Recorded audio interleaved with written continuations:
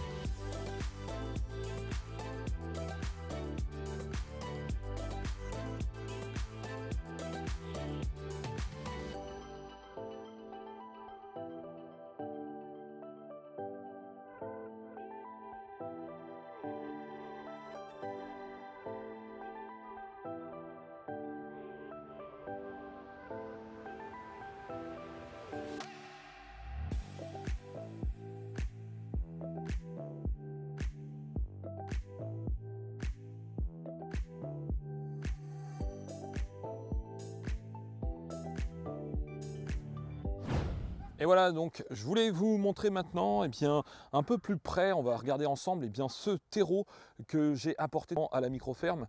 Donc c'est tout simplement un compost de déchetterie. Voilà, il faut savoir que c'est du broyat de déchets verts, hein. Donc tout ça, ça a été broyé, passé dans des grosses machines. Ensuite, ça a été composté avec toute une phase de compostage. J'aurai peut-être l'occasion un jour de vous faire une vidéo sur un petit peu comment ça fonctionne au niveau industriel. La façon dont est composté ce genre de terreau.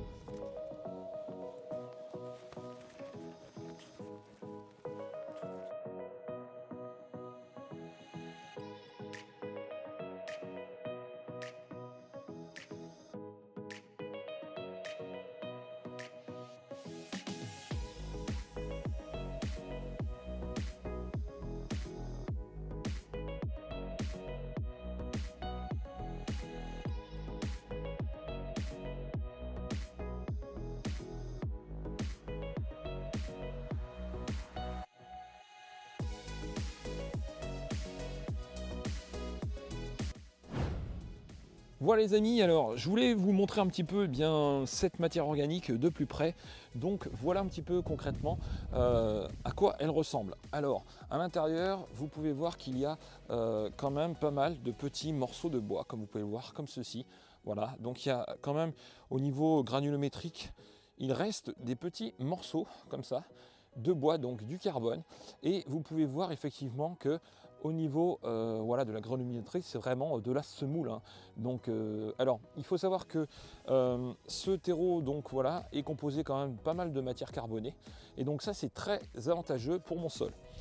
Alors quelles sont les différentes choses, en fait, pourquoi j'apporte tout simplement ce terreau sur la surface de mes planches?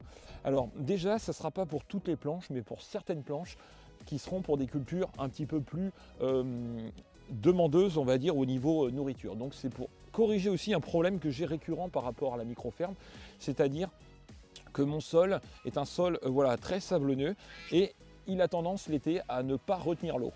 Donc là, grâce à ce terreau tout simplement, je vais pouvoir améliorer un petit peu le stockage de l'eau au niveau de mon sol. Mais pas que. Le fait d'apporter aussi de la matière carbonée va permettre tout simplement de nourrir aussi la vie du sol, puisque bien entendu il va y avoir des champignons, des bactéries, différents petits insectes et nos amis les vers de terre qui vont s'occuper de mélanger tout ça. Alors quand on est sur ce sol-là, en fait l'endroit le plus riche du sol, je vais vous montrer où il se trouve. Il est juste là. Vous voyez ici, à la limite où mon sol, là, on peut voir donc, je vous montre un petit peu plus près, comme ça. Ici, vous pouvez voir donc justement eh bien, le sol d'origine, voilà, de la microferme, et donc là le terreau que j'apporte. Et en fait, il faut savoir que c'est à la limite entre ces deux horizons de sol, entre mon sol d'origine et ce terreau que j'ai apporté, qu'il va y avoir le plus de vie.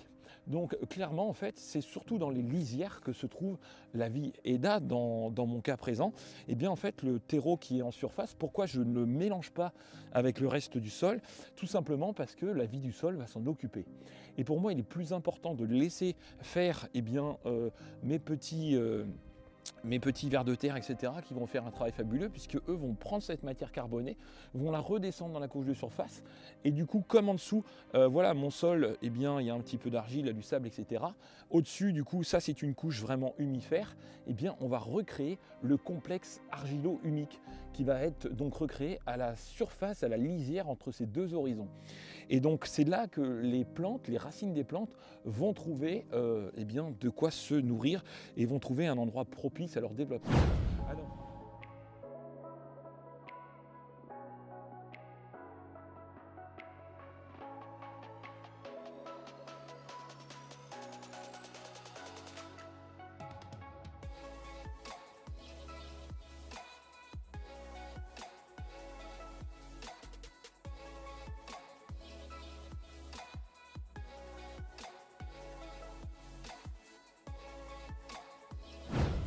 l'autre inconvénient, par contre, on va parler d'inconvénient maintenant, un gros inconvénient de ce terreau, c'est tout simplement qu'il est très séchant. Donc du coup, il demande des quantités d'eau plus importantes au niveau des semis, c'est-à-dire que au lieu de faire juste, par exemple, un gros arrosage sur la planche d'à côté et on laisse faire, eh bien ici, il va falloir procéder à 2 arrosages sur 2 jours consécutifs et des gros arrosages intensifs pour vraiment détremper ce terreau et faire qu'il retienne un maximum l'eau. Par contre, l'avantage, voilà, c'est que une fois qu'il est bien gorgé d'eau, il retient l'eau beaucoup plus longtemps que mon sol d'origine. Voilà, donc c'est aussi un des avantages d'introduire de la matière tout simplement comme ça, donc carbonée sur mon sol. Alors l'autre avantage, bien entendu, eh bien, c'est que ce terreau est riche au niveau bactérien, au niveau voilà, des champignons, etc. Il est très très riche.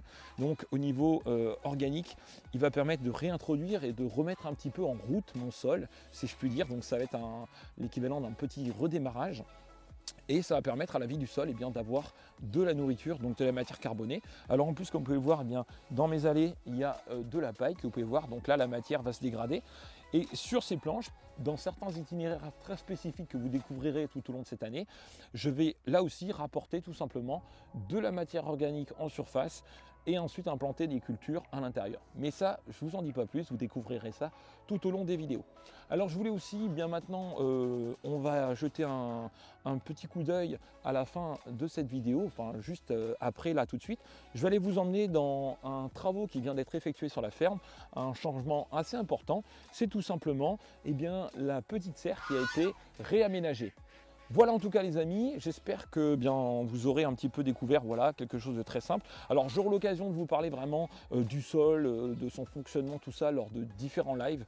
Donc si ça vous intéresse, que vous souhaitez venir parler et échanger autour du sol, un petit peu de son fonctionnement et en connaître un peu plus au niveau agronomique, eh bien voilà, n'hésitez pas à venir partager vous aussi vos connaissances. Si vous avez des connaissances au niveau agronomique, ça serait très intéressant. Donc en tout cas, pour moi, voilà, vous avez pu voir un petit peu comment je procède pour la mise en place de ce terreau eh bien, à la microferme. Donc maintenant, on va voir ce qui se passe un petit peu plus loin et ensuite on ira jeter un petit coup d'œil au niveau de l'implantation justement de mes épinards et voir un petit peu comment ça se passe. Est-ce que ça fonctionne bien avec le terreau? Est-ce que la plante se développe ou est-ce que c'est pas terrible? On va voir ça. Voilà, on se retrouve eh bien là devant un de mes derniers chantiers qui a été effectué sur la microferme. Voilà, donc je vous tiens un petit peu au courant pendant ces vidéos. Donc vous aurez une vidéo vraiment spécifique qui sortira. Il y en a déjà une sur les semis, mais vous aurez une vidéo pour l'intérieur un petit peu plus, comment c'est fait, etc. En tout cas, là, je voulais vous montrer, ben voilà, un des derniers travaux, ça a été le changement. Si vous vous souvenez, sur mes anciennes vidéos, vous avez pu voir une bâche verte quadrillée, là, qui était donc sur cette petite serre de 18 mètres carrés. Donc là, c'est ma nurserie qui est derrière. Et donc ici, ben, vous pouvez voir que ça y est, donc j'ai mis une bâche, voilà, pro, qui a été donc mise récemment. Donc tout ça a été changé. J'ai rajouté aussi, bien entendu, différents éléments qui permettent de renforcer la structure. Et au niveau donc des semis à l'intérieur, je vous emmène faire un petit tour très rapide avant de foncer voir nos amis les épinards. Allez, maintenant on y va tout de suite. Et voilà, donc voilà à l'intérieur de la serre, je vais vous montrer maintenant ce qui se passe juste en dessous de cette petite toile. Allez, c'est parti. Alors ici on retrouve des protections et regardez ce qu'il y a en dessous. Voilà, vous pouvez découvrir une petite partie des semis. Voilà, là un petit voile qui a été installé parce que la nuit prochaine on annonce une température très froide, de l'ordre de moins 7 degrés. Et voilà, on peut découvrir ici les épinards. Alors quand je vous parlais tout à l'heure, voilà des petits plants d'épinards, vous voyez, ils se portent, ils sont plutôt en bonne santé. Et on peut voir donc si on vient creuser ici dans le terreau, vous voyez, regardez. Donc ici voilà un plant d'épinards. On va creuser ici au pied de l'épinard. Je vais vous montrer que voilà, l'horizon est là. Vous voyez ici, donc là c'est la terre d'origine. Et là le terreau. Et donc lui, le plant d'épinard, si on regarde le développement des racines, le système racinaire, vous pouvez voir ici les petites racines là qui sont juste là. Donc voilà, les petites racines, elles sont ancrées dans la partie ici donc de la terre d'origine. Et voilà les amis, donc on vient de terminer la mise en place tout simplement du terreau sur ces planches. Alors comme vous pouvez le voir, j'étais accompagné d'une personne aujourd'hui, c'est Fabien, une personne qui vient en stage sur la microferme. Je vais le laisser, il va un petit peu se présenter et vous dire quel est son projet aussi, dans quelle optique il est tout simplement, pourquoi il est venu ici à la microferme du Bourbonnais, tout simplement découvrir le métier de maraîcher. C'est à toi Fabien. Alors bonjour à tous, donc moi c'est Fabien, je suis actuellement en stage chez Rémi. Dans l'idée, c'était dans un projet de reconversion professionnelle, de venir découvrir un petit peu ce métier, ces techniques de maraîchage sur sol vivant qui sont ma foi très intéressantes. Et puis au cours de ce stage, je verrai si ce métier est fait pour moi tout simplement. Voilà, donc je vous souhaite à tous une agréable vidéo et à bientôt.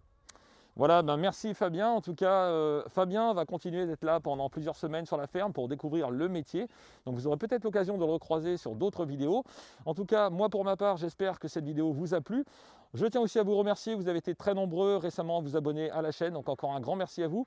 On se retrouve bien entendu pour les lives et sur les différents réseaux sociaux prochainement. Je vous souhaite une agréable fin de journée, bonne nuit peut-être si vous regardez cette vidéo la nuit, ou encore une bonne journée. Et puis à très bientôt pour de nouvelles vidéos. Surtout n'oubliez pas que vous êtes formidables. Ciao, ciao!